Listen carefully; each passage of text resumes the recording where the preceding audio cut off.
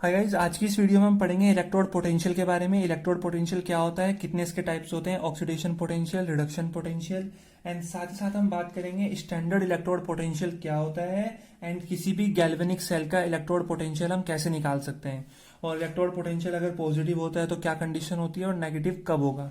तो इन सब चीजों के बारे में बात करेंगे वन बाय वन। तो सबसे पहले शुरू करते हैं इलेक्ट्रोड पोटेंशियल से कि इलेक्ट्रोड पोटेंशियल क्या होता है। तो जैसा कि हमने लास्ट क्लास वीडियो में बात की थी कि हमने जैसे अगर हम किसी भी मेटेलिक रोड को अगर हम सॉल्यूशन में डिप करते हैं तो या तो उस पर पॉजिटिव चार्ज आता है या फिर उस पर नेगेटिव चार्ज आएगा, क्योंकि दो ही केस हो सकते हैं, या तो वो सॉल्यूशन में जाने के बाद इलेक्ट्रॉन लॉस करेगी या इलेक्ट्रॉन गेन करेगा वो मेटल। ठीक है, तो जब भी हम किसी मेटेलिक रोड को सॉल्यूशन में डिप करते हैं तो उस पर कोई ना कोई चार्ज आ जाता है, या तो उस पर पॉजिटिव चार्ज आएगा या वो उस पर नेगेटिव चार्ज आएगा। ठीक है, विद रिस्पेक्ट टू सॉल्यूशन के रिस्पेक्ट में। तो होता क्या है कि एक सॉल्यूशन के रिस्पेक्ट में वो एक पोटेंशियल डिफरेंस डेवलप हो जाता है मेटल और सॉल्यूशन के बीच में। जैसे हमने लास्ट वीडियो में हमने बात की थी गैल्वेनिक सेल के बारे में, तो वहां पे देखो कॉपर जिंक जो है वो जिंक 2+ में कन्वर्ट हो रहा था और कॉपर 2+ कॉपर में कन्वर्ट हो रहा था। तो वहां पे क्या हुआ है, जिंक 2+ में कन्वर्ट हो रहा था तो उसने इलेक्ट्रॉन लॉस किए। ठीक है, तो उस पर पॉजिटिव चार्ज आया, और कॉपर 2+ ने इलेक्ट्रॉन गेन किए। ठीक है, तो कॉपर में कन्वर्ट हुआ, तो मतलब इलेक्ट्रॉन गेन किए, नेगेटिव चार्ज तो नहीं आया लेकिन इलेक्ट्रॉन तो उसने गेन किए ना। तो इसी दौरान क्या होता है कि जो मेटल है और जो सॉल्यूशन है उसके बीच में एक पोटेंशियल डेवलप हो जाता है, एक पोटेंशियल डिफरेंस डेवलप हो जाता है, और उसी पोटेंशियल डिफरेंस को हम बोलते हैं इलेक्ट्रोड पोटेंशियल। क्या बोलते हैं? Electrode potential. तो ध्यान रखना है कि जब भी कोई मेटेलिक रोड जो है वो हम सॉल्यूशन में डालते हैं तो उस पर पॉजिटिव चार्ज आता है या नेगेटिव चार्ज। कहने का पॉजिटिव और नेगेटिव चार्ज आने का मतलब है क्या तो वो इलेक्ट्रॉन लॉस करेगी या वो इलेक्ट्रॉन गेन करेगी। तो जब वो इलेक्ट्रॉन गेन करेगी या लॉस करेगी तो उस पर एक चार्ज आ जाएगा, तो उस वजह से क्या होता है, एक पोटेंशियल डिफरेंस डेवलप हो जाता है सॉल्यूशन और मेटल के बीच में, और उसी पोटेंशियल डिफरेंस को हम बोलते हैं इलेक्ट्रोड पोटेंशियल। समझ में आया? तो इलेक्ट्रोड पोटेंशियल, अब वो इलेक्ट्रॉन गेन करेगी या लॉस करेगी, उसी के बेसिस पे जो इलेक्ट्रोड पोटेंशियल है वो दो पार्ट में डिवाइडेड है। एक है हमारे पास ऑक्सीडेशन पोटेंशियल और एक है हमारे पास रिडक्शन पोटेंशियल। तो अगर इस प्रोसेस के दौरान, ठीक है, जब हमने मेटेलिक रोड को सॉल्यूशन में डिप किया तो इस प्रोसेस में अगर इलेक्ट्रॉन रिलीज हो रहे हैं, मतलब इलेक्ट्रॉन लॉस कर रही है मेटल रोड, तो इसका मतलब क्या हो रहा है, ऑक्सीडेशन हो रहा है। तो उस दौरान जो पोटेंशियल अराइज होगा उसको हम बोलते हैं ऑक्सीडेशन पोटेंशियल।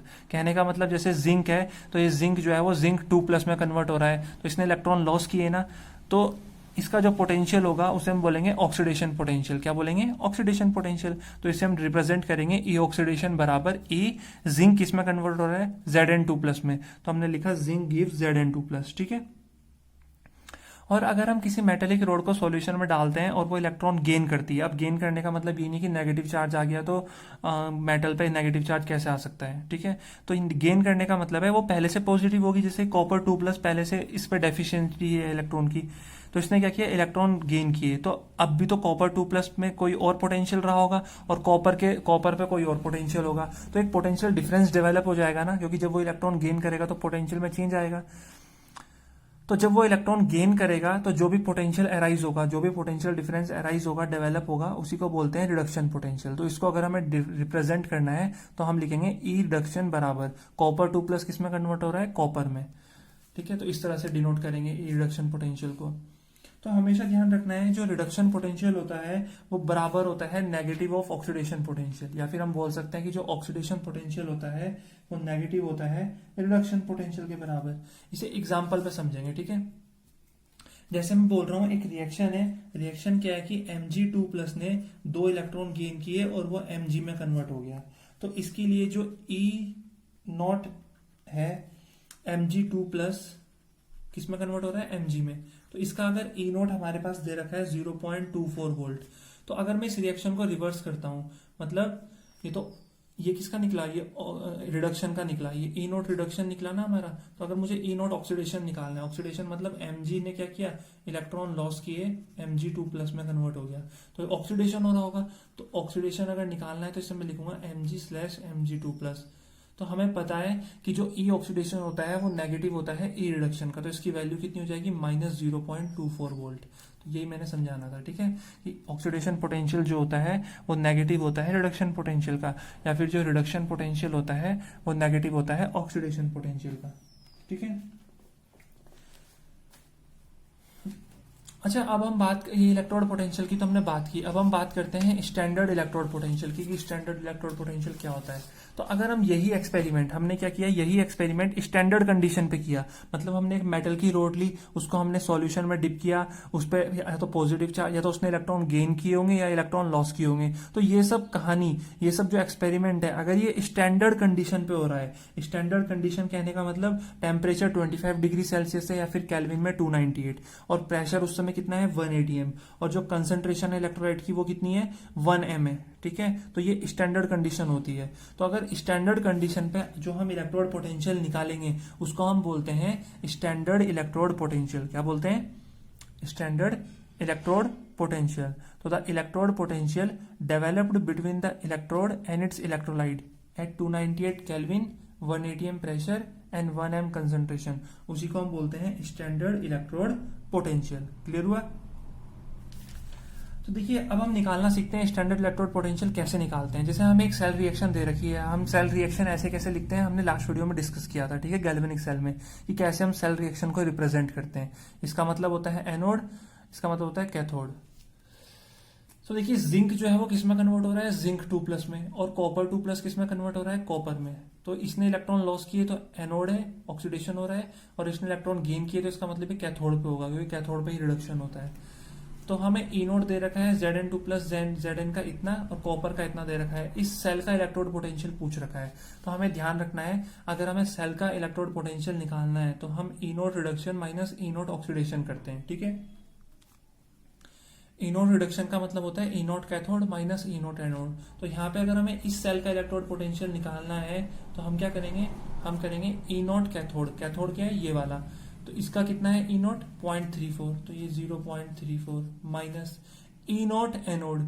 एनोड क्या है यहाँ पे Zn2+, तो इसका ई नोट कितना है, माइनस का 0.76, तो ये माइनस माइनस क्या हो जाएगा, प्लस हो जाएगा। तो ये हमारा आंसर आएगा 1.1 वोल्ट। तो इस सेल का इलेक्ट्रोड पोटेंशियल कितना आया, 1.1 वोल्ट आया। तो इस तरह से हम निकालते हैं। तो हमें फॉर्मूला ध्यान रखना है, अगर हमें ई नोट सेल निकालना है तो हम क्या करेंगे, ई नोट रिडक्शन माइनस ई नोट ऑक्सीडेशन, या फिर ई नोट कैथोड माइनस ई नोट एनोड, या इसी को हम बोल सकते हैं ई नोट RHS माइनस ई नोट LHS, ठीक है। ये LHS है, RHS है हमारा राइट हैंड साइड पे, ये LHS है। तो इस तरह कर सकते हैं, ठीक है।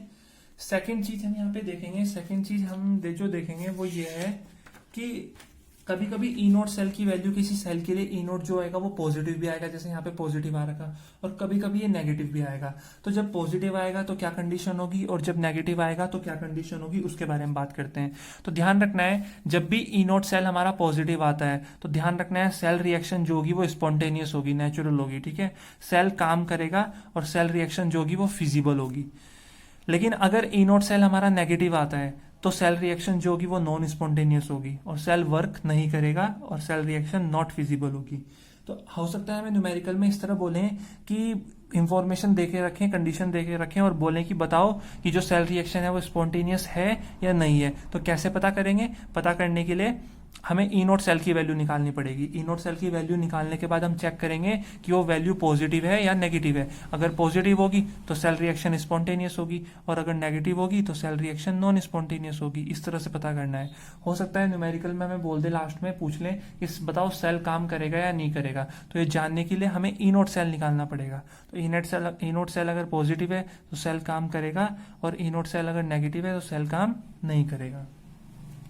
तो इस तरह से हमें ध्यान रखना है। तो आई होप आपको इलेक्ट्रोड पोटेंशियल और स्टैंडर्ड इलेक्ट्रोड पोटेंशियल के बीच का अंतर जो है वो मालूम पड़ गया है, और न्यूमेरिकल कैसे इसके ऊपर करते हैं वो भी आई थिंक क्लियर हो गया है, ठीक है।